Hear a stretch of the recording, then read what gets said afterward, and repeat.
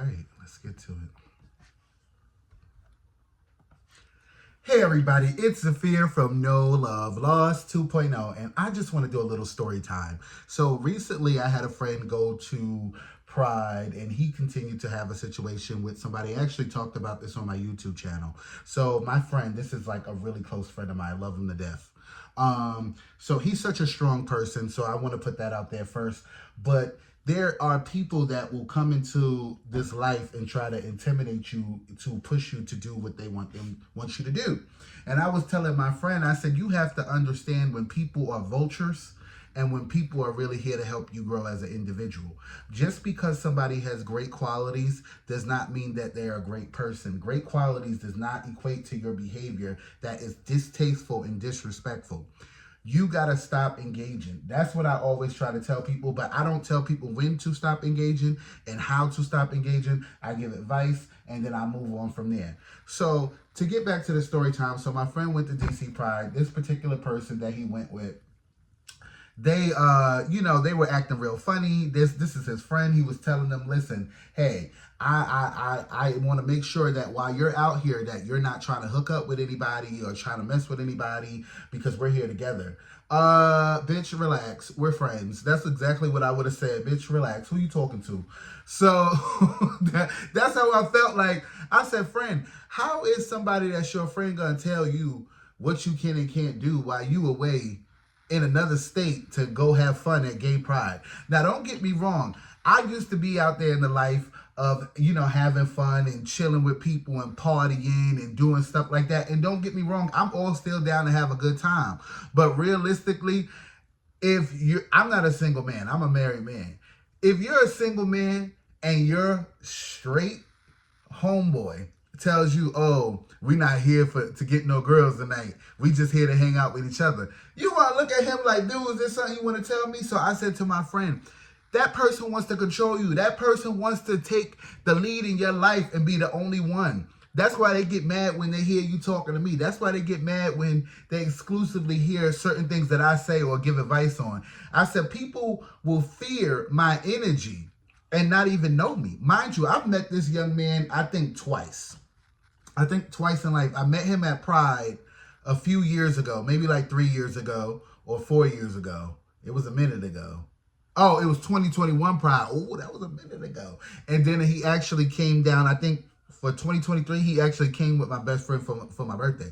So I don't have no issues with the dude. I actually had him on the podcast. If you guys go check out the podcast and just listen, this person's been on the podcast. But what it comes down to is, I said people who are openly telling you that they the devil or they narcissists or that they evil or they vindictive or they'll try to get you back, and they're damn near in their 30s and they still live in that manipulative life where they feel like they have to attack you if you don't agree with what they say, that's not people for you. I'm tired of my friends sitting here playing with themselves. And then I tell people, I be like, you play in your own face when you allow certain behaviors. You play in your own face when you allow people to do what they want to you. And that includes jobs. Listen, a job pissed me off. Okay, let me go create a lane for myself. It let me go create something for myself that I am independent, where I don't have to depend on a job to pay my bills. That's what I try to tell people. I'll be like, you have to find your independence on your own from things that don't work for you. If that job don't work for you, all right, get another one, or find something better, or move out of that department, or get a better job somewhere else, and use use what you got.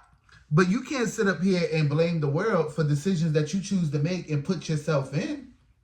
And you can't get mad later. You can be in your feelings about it, but how are you mad later about a situation that you helped create? And how you helped create it by not saying anything, by not stopping a person while they're starting, by not telling a person that you're setting a boundary and that if they cross it, these will be the consequences. Sometimes it is hard to be strong, but it's easier to be strong when you know who you are as a person. When you know who you are, and when you walk like you know who you are, when you smile like you know who you are, nothing can defeat you. Nothing can take away from you. Nothing. Because you have the ability to be the best version of yourself by yourself. Like I always say that in my podcast. So basically, my friend met a guy, grabbed the guy's dick, And the guy was like, "Oh, we not here for that. We not here for that." And I'm like, "Whoa, friend, like." Don't let him ruin your good time. Go have a good time. Talk about we not here for that. We made a pact. And I said to my friend, why would you even agree to something like that? You are a single gay man looking to have a good time. And if you want to do what it do, that's your business. Nobody should be having the power to tell you, friend, family, that you can't fuck. Because pretty much that's what it gave. It gave, I went to gay pride with my single friend. I'm single. And he really liked me and want me, but because he can't have me, he made this pact that we can't do anything but just have a good time. No, you full of it, bruh. You full of it. Because I told my friend, you better go out and have a good time. And then he threatened to leave.